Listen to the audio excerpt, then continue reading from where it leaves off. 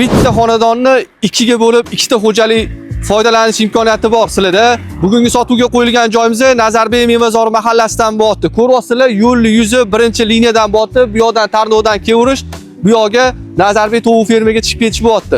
Sotuvga qo'yilgan joyimizni ko'radigan bo'lsak, oldidagi qo'shimcha yerini o'zi 2 sotuv bo'lyapti. Ko'rishingiz mumkin.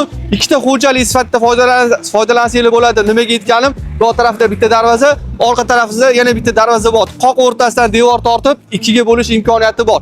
Korobka holatida bo'lyapti. Sotuvga qo'yilgan joyimiz ko'ryapsizlar, baqvat qilib qurilgan. Tegi qavatidagi fundamentga 5 yil atrofida bo'lgan deb aytdilar. Tepasiga 2 yil atrofida bo'lgan deb aytdi. Endi sizlar bilan xonadonni ko'radigan bo'lsak, sifatida anchadan beri qarovsiz holatga kelib qolgan hovli qismini ko'radigan bo'lsak, bir paytlar shamshotli ekib biznes sifatida foydalangan ekanlar.